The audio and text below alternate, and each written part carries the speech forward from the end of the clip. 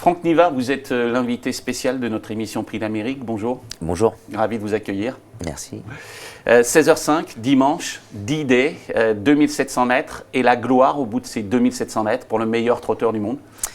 Bah oui, c'est une course assez spéciale, hein. On est tous un peu plus tendus que d'habitude ce jour-là.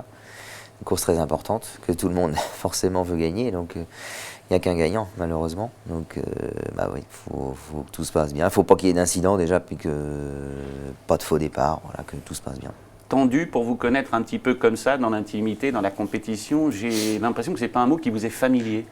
Non, en général, non, je ne suis pas trop énervé. En plus, moi, j'ai eu quand même la chance de la gagner plusieurs fois, donc c'est un plus quand même.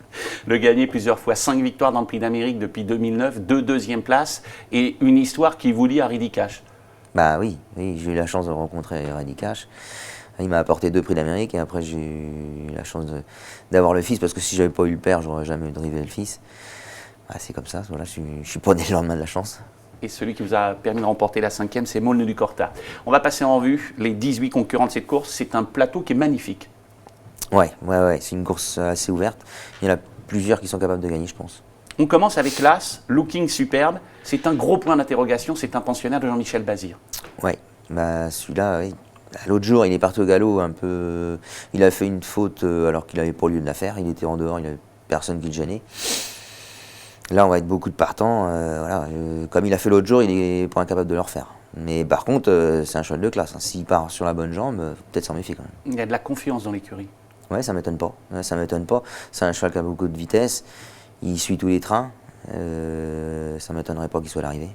Le 2, Tayakeno, le cendrillon de cette course. Ouais, dernièrement, elle a fait une performance extraordinaire. J'étais même très surpris de sa performance, parce qu'elle vient en dehors à 4, elle se fait pas ramener, elle vient toute seule et puis elle n'a pas lâché le morceau. Elle était bonne deuxième, donc non, elle mérite sa participation.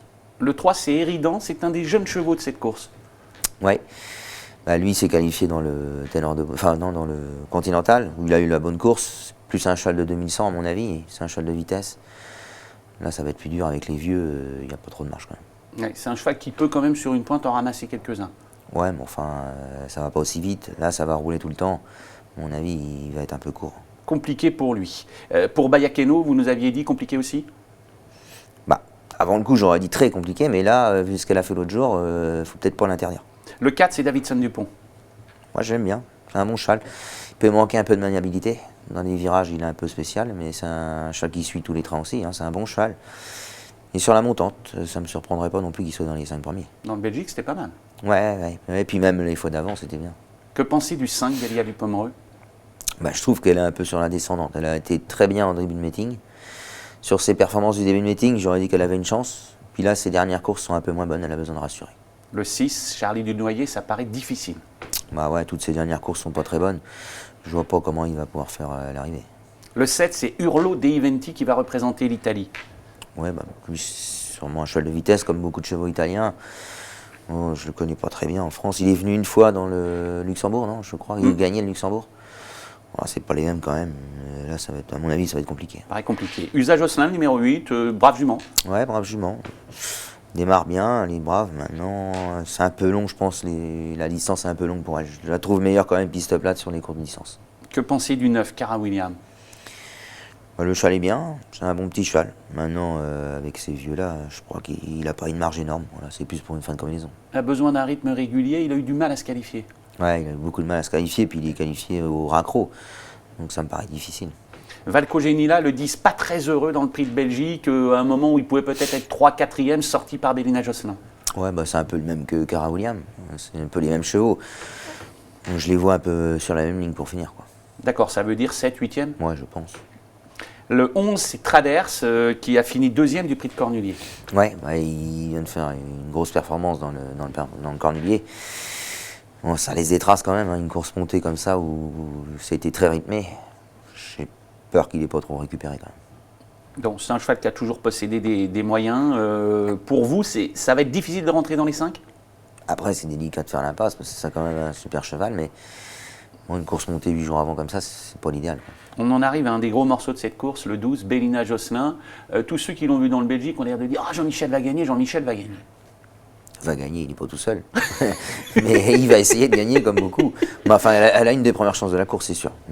Dans le Belgique, il a repris volontairement. Ouais. Ce jour-là, c'est une drôle de course parce qu'il n'y a pas eu tant de rythme que ça. Non, lui, il était par à coup. Il est venu en descendant, il a été un peu vite quand il est venu. Après, il a tout repris. Et puis quand c'est revenu en montant, il n'a pas cherché à contrer. Là, j'ai pas trop compris, parce que du coup, il a perdu à cause de ça. S'il reste devant, il a gagné facile sans prendre plus dans les réserves. Et puis du coup, il en a mis un au galop. Donc, la jument, elle est très bien. C'est sûr qu'elle a une première chance. Mais il faut le bon parcours. Exercée. Elle est différente de la façon dont elle était mise l'an dernier, peut-être plus prête encore qu'elle n'était. Je pense que la jument, elle est vraiment bien. Ouais, elle est sur la montante, elle vient de gagner facile sans prendre dur. Donc oui, elle est vraiment en plein boom. Bon, dans les 5. Que pensait Lionel, le 13 ? Ça me paraît dur.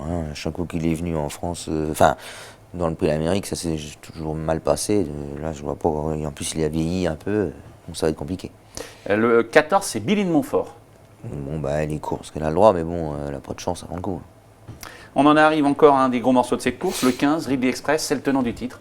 Ouais, il a encore une première chance cette année. C'est un super cheval. Ses dernières courses sont très bonnes. Donc, il s'annonce redoutable. Je pense qu'il va falloir s'en méfier de près. Son Belgique, vous en avez pensé de quoi ? Non, Belgique, on n'a rien vu. Il est resté derrière. C'était une course pas très rythmée. Il était ferré. Ferré, il n'a jamais fait de bonne valeur. Donc, je pense qu'il ne faut pas le juger là-dessus. Autant la fois d'avant, c'était bien parce qu'il avait couru un peu contre nature. Il avait été devant, mais sans rouler. On n'avançait à rien sur un 2100.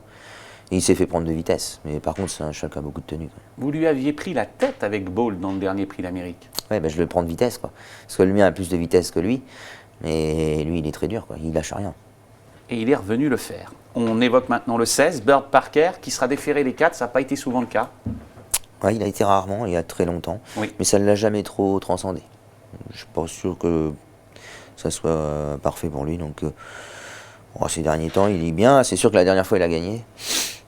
Un peu sur le tapis vert, mais bon, ça ne se court pas pareil.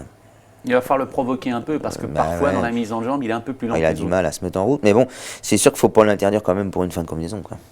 Le 17, Propulsion, alors là, c'est le gros point d'interrogation. Ouais. Sur ce qu'elle a fait de mieux, elle aurait une très bonne chance. Maintenant, on ne sait pas trop où il en est. La dernière course était moins bonne. Il était ferré. Apparemment, il était malade le lendemain. Il faut voir s'ils reviennent là, c'est que le cheval doit être bien quand même. Ouais, parce que je m'en méfie quand même. C'est tout sauf un rigolo. Ouais, je m'en méfie de près quand même. Il a une bonne chance, je pense. Il a battu 2 fois Ridley Express cette année. Ah oui, c'est pas n'importe qui. Ouais. Et dans le Prix d'Âme, un des Prix d'Âme qu'il a couru, il n'avait pas eu un parcours phénoménal. Ouais. Non, c'est sûr qu'il a une très bonne chance. Et on en arrive au gros morceau, le dernier, le 18, Bold Eagle. Bold Eagle, après ça serait une question de parcours, mais le cheval est bien. Puis la dernière fois, il n'a pas pris dur. Et la fois d'avant, j'avais envoyé un peu. Puis là, il y a un mois pour se refaire. Donc il va arriver frais, à mon avis, il va donner sa pleine mesure. Je pense que là, il a une belle carte à jouer. Le Bold Eagle d'il y a 2 ans, le Bold Eagle de l'an dernier, le Bold Eagle de cette année, ils sont loin les uns des autres ? Ouais, il y a 2 ans, il était très fort. Il y a 3 ans, il était imprenable. L'année dernière, on a vu qu'il était moins accrocheur. Donc cette année, il ne s'est pas amélioré là-dessus. Mais par contre, on a un avantage, c'est qu'on allait faire les 4. Allez, on va tout de suite, bien évidemment, non pas vous demander si vous placeriez en tête Bold Eagle, parce que c'est le cas, mais quel est son opposant direct selon vous ? Ready Express. Ouais, le cheval est bien. Et puis la dernière, il gagnait bien. C'est un super cheval qui est très dur. Donc je pense qu'il va être encore redoutable cette année. Et un outsider, peut-être, parmi tous ces chevaux ? J'aime bien Davidson Dupont. Je trouve que c'est un cheval qui est sur la montante. Et puis il est jeune, voilà.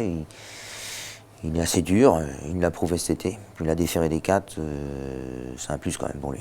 Alors, Ridley Express portera le numéro 15, Davidson Dupont portera le numéro 4. Et puis on va clore cette émission, vous drivez beaucoup de chevaux au cours du week-end, et je vais vous demander peut-être d'en choisir un qui pourrait vous faire plaisir, ou samedi ou dimanche. Dimanche, j'ai Tessie d'été, elle est bien placée derrière la voiture dans le prix Ellen Johnson. C'est une bonne course pour elle, elle vient de bien gagner en plus. Et puis la vitesse, ça ne la dérange pas, donc normalement c'est une première chance. Alors je rappelle, pour tous ceux qui voudraient suivre le pronostic complet de Franck Nivard, ses 8 préférés du Quintet, toutes ses drives de samedi, de dimanche, il vous suffit de composer le 3601, l'Audiotel de Paris Turf, 3601. Vous saurez tout sur les partants de samedi, sur les partants de dimanche et sur les 2 pronostics des Quintets de samedi et de dimanche de Franck Nivard. Franck, vous savez ce que je vous dis. À bientôt. Merci. Merci en tout cas de vous être rendu disponible pour ce qui est devenu désormais la fidèle émission qu'on fait avec vous en vue du Prix d'Amérique. Bon vent à tous.